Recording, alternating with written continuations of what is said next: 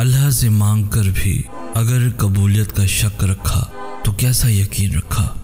अल्लाह तुम्हें वो दुआएं कैसे दे सकता है जिनके बारे में तुम खुद भी उलझे हुए हो, जिनके बारे में तुम्हें खुद भी नहीं पता कि वो दुआएं तुम्हें चाहिए भी हैं या नहीं। क्योंकि जिस चीज़ की चाह होती है उसे पाने के लिए तो जतन किए जाते हैं, अल्लाह से लाड किए जाते हैं। फिर यह नहीं सोचा जाता कि अगर वो चीज़ ना मिली तो, अगर मेरी इल्तिजाएं रद्द हो गई तो फिर तो बस पुख्ता यकीन रख कर कहा जाता है कि अब तो अल्लाह को मना कर ही दम लेना है। अल्लाह से दिल मांग कर कभी भी बेदिल नहीं होते, क्योंकि मौजज़े मायूसी के ख़यालात तर्क कर देने वालों के लिए होते हैं। अल्लाह कुन उनके लिए फरमाता है जो किसी की भी सोच की परवाह किए बगैर अपनी दुआओं पे डटे रहते हैं।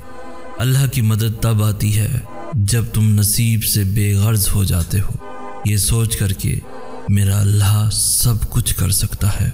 कुछ तो है जो अल्लाह यहाँ तक ले आया है तुम्हें, कोई तो अजर होगा जिसके लिए इतने दर्द से गुजारा है तुम्हें।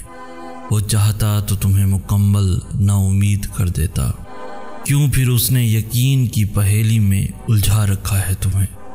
हर किसी को नहीं मिलता मौका अल्लाह को मनाने का, कोई तो वजह है जो उसने इन सजदों के लिए चुना है तुम्हें। क्यों लेते हो तुम उसके मामले में लोगों की राय, फिर उसने तो सारे ज़माने से जुदा रखा है तुम्हें।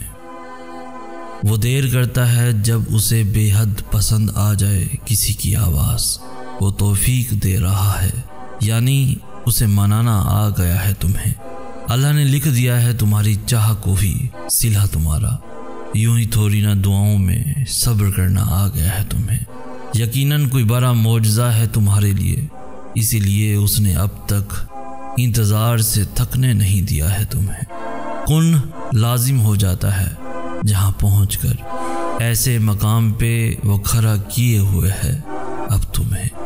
तवक्कुल वो नहीं जो तुम उस दरवाजे के खुल जाने के बाद करते हो जो तुम्हें पसंद होता है। तवक्कुल तो वो होता है जो तुम उस दरवाजे के बंद हो जाने के बाद भी करते हो, जो तुम्हारी आखिरी उम्मीद था। तवक्कुल ये नहीं कि ज़रा सी देरी पे फ़ौरन ये नतीजा निकाल लिया कि शायद ये नसीब में है ही नहीं। तवक्कुल तो बस इंतज़ार करना है, फिर चाहे कितना ही वक्त क्यों ना लग जाए। तुम्हारा अपनी दुआओं पे ईमान ही अल्लाह पे रखे हुए यकीन की दलील है। जब तुम अल्लाह से मांगते हो, इस हकीकत के बावजूद भी कि जो तुम मांग रहे हो उसका मिलना नामुमकिन है, तब अल्लाह तुम्हारे नसीब पर तुम्हारे ईमान को फतह देता है। बस तुम्हें इतना याद रखना है कि अल्लाह तुम्हारे दिल में कुछ नहीं डालता सिवाय उसके जो वो तुम्हें देने को तैयार है। कुछ भी तुम्हारा या तुम्हारे दिल का हिस्सा नहीं बन सकता जब तक अल्लाह का हुक्म ना हो।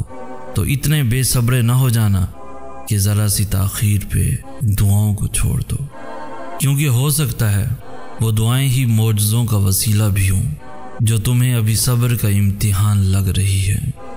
अल्लाह पे जब भरोसा कर लिया जाए तो जीत या हार का नहीं सोचते, बस इतना यकीन रखते हैं कि जो भी होगा अल्लाह की रज़ा से होगा, और उसकी रज़ा कभी भी तुम्हारी रज़ा का मान नहीं तोड़ेगी।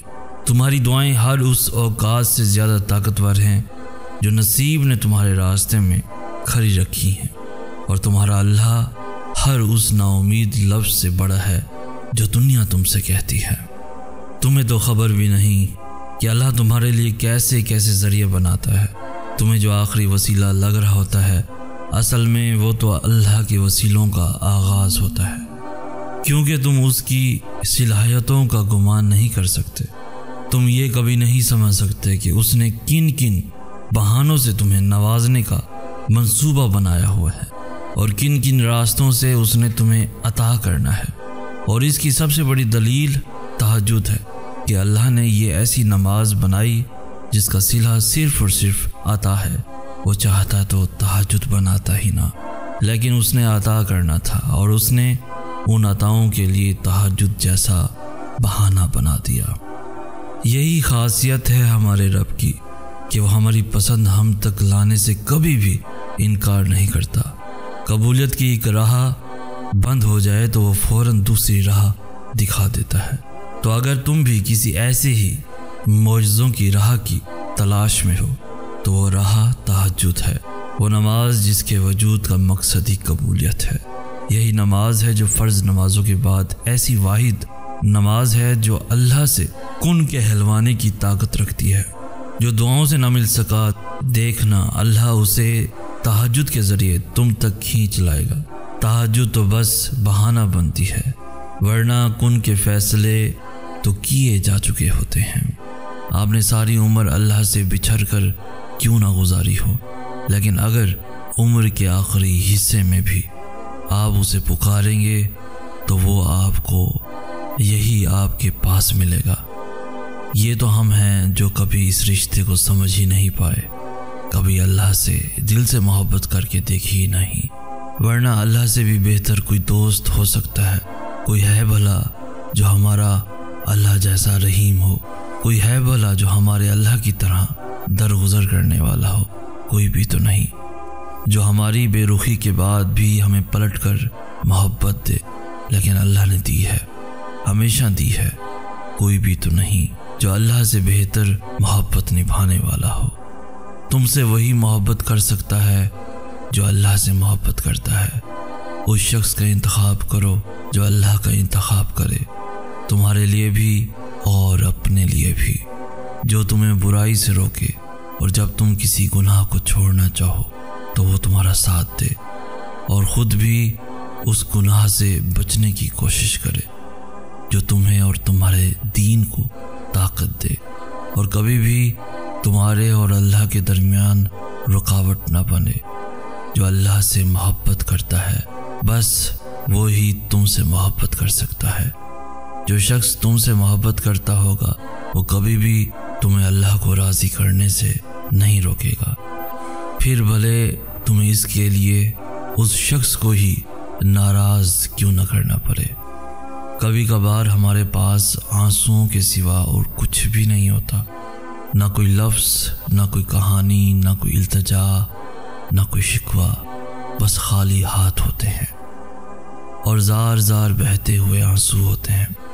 दिल तब अल्लाह से बहुत कुछ कहना चाहता है, लेकिन ये समझ नहीं आती कि कैसे कहें।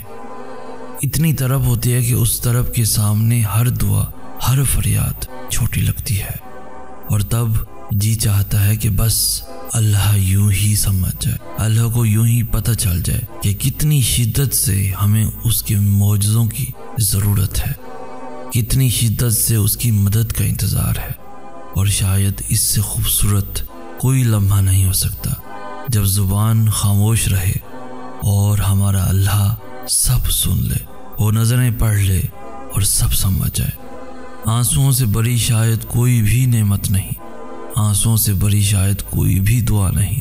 सही कहते हैं, इंसान पूरे का पूरा अपनी आंखों में छुपा होता है, क्योंकि आंखें दिल का आईना होती हैं और जिनके दिलों में अल्लाह रहता है उनकी आंखें भी उतनी ही पुरकशिश होती हैं, इतनी पुरकशिश कि वो रोते हुए भी हंसती हैं, क्योंकि वो अंदर ही अंदर जानती हैं कि अल्लाह ने सुन लिया है, अल्लाह ने थाम लिया है।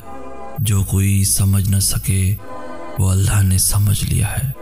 इंसान का अल्लाह से सबसे करीब तरीन रिश्ता आंसुओं का ही तो होता है। अगर आंसू ना होते तो शायद हम अल्लाह को कभी अपने इतने करीब महसूस कर ही ना पाते।